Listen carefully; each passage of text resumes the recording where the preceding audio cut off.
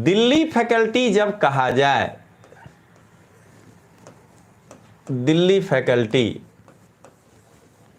जैसे आप देखिएगा गुजरात में एक प्रचलित शब्द है स्पीपा फैकल्टी, तो पहले पता करना है कि उसमें सच्चाई क्या है।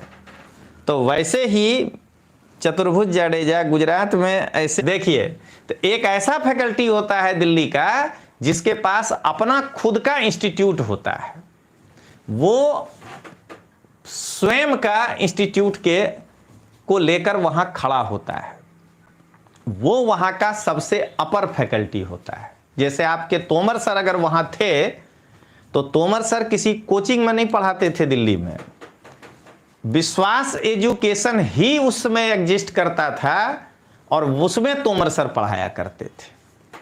तो सबसे पहले ध्यान रखिएगा कि दिल्ली फैकल्टी का पहला निशानी यही होना चाहिए कि उसका खुद का इंस्टीट्यूट वहां है कि नहीं। अगर नहीं है तो वो वहां के बी ग्रेड का टीचर है। अभी सी डी सब समझा देते हैं। जो ए ग्रेड का टीचर है वो एक सब्जेक्ट खुद पढ़ा रहा होता है और वो जो है डायरेक्टरशिप को भी संभालता है। यह है दिल्ली फैकल्टी का पहला निशानी।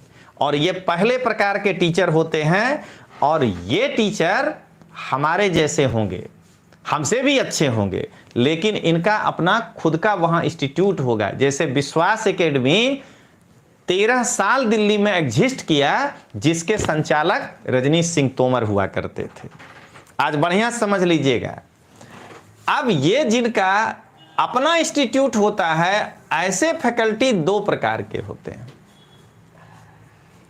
एक होते हैं जो ऑप्शनल पढ़ाया करते थे अपने समय में, जैसे मैं पाली पढ़ाता था, कोई फिलॉसफी पढ़ा रहे होंगे, कोई हिस्ट्री पढ़ा रहे होंगे, कोई हिंदी लिटरेचर पढ़ा रहे होंगे, वो ऑप्शनल पढ़ा रहे थे और अचानक जब एक ऑप्शनल हो गया दो में से, मैं भी उसमें शामिल हूं, अचानक वो जीएस में कूद पड़े।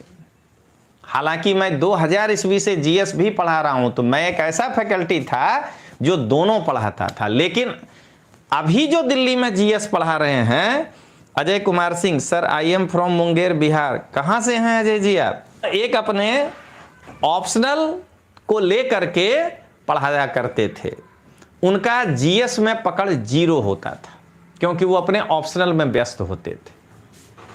और एक फैकल्टी दिल्ली का होते थे जिनका अपना क्लास तो था, लेकिन साथ में तो फिर आप जो दोनों पढ़ाया करता था, जैसे तोमर सर थे, ये एक आध दो सब्जेक्ट जीएस का भी पढ़ाते थे और अपना। तो ये जो है जो केवल ऑप्शनल पढ़ाया करता था, जो जीएस में ऐसे गोला होता था, रसगुल्ला, कुछ नहीं आता था, आज वो सबसे ज्यादा जीएस पढ़ाने लगा और सबसे ज्यादा जो है समझाने लगा लोगों को कि जीएस में ऐसे लिखना, जीएस में वैसे लिखना। 2013 के पहले कोई कुछ नहीं पढ़ाता था। ये हुआ पहला फैकल्टी, ध्यान रखिएगा। दूसरा फैकल्टी दिल्ली में होता है दूसरे प्रकार का फैकल्टी, जो रिनॉन्ड क्या कहते हैं, एज ए टीचर हुआ करते थे। वो भी एकदम एक्सेलेंट होते हैं। वो वहां के किसी न किसी एकदम जाने माने कोचिंग का जो है टीचर होगा, उनका क्वालिफिकेशन बहुत हाई होगा। बाजीराम में पढ़ा रहे होंगे, ठीक ना, एएलएस में पढ़ा रहे होंगे, बढ़िया कोचिंग में। अभी कोई जो नया उभरा है वो वाला नहीं, बढ़िया कोचिंग में वो पढ़ा रहे होंगे। तो ये फैकल्टी भी आप अगर कोई आपको कहे कि हम दिल्ली फैकल्टी हैं तो ओके। ये दो प्रकार के टीचर हुए। एक हो गए जिनका अपना खुद का इंस्टीट्यूट रहा हो कभी या आज है, और वो वहां खुद टीचिंग दे रहे हों और ऑप्शनल पढ़ाते थे या जीएस, लेकिन आज वो जीएस पढ़ा रहे हैं। और एक हो गया रेनॉन्ड टीचर, क्योंकि वो किसी अच्छे इंस्टीट्यूट में वहां पे पढ़ा रहे थे। अब एक ही जो तीसरा फैकल्टी है, यही हाथ पैर मारता है रीजनल सेंटर पे, जो आके गुजरात में कहेगा कि यार मैं दिल्ली फैकल्टी हूं, सबसे पहले बोलेगा, सौराष्ट्र में जाकर बोलेगा कि मैं सबसे पहले बोलेगा कि I am from Delhi, Delhi में उसको एक आदमी नहीं जानता होगा।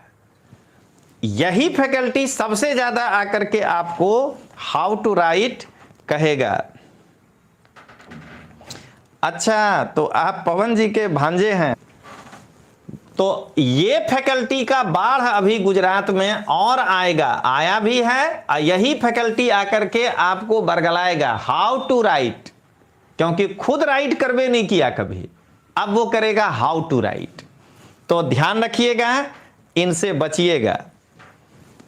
और एक चौथा फैकल्टी है जिसको यहां का नया कोचिंग लाने का प्रयास करेगा, वो होगा वहां स्टूडेंट।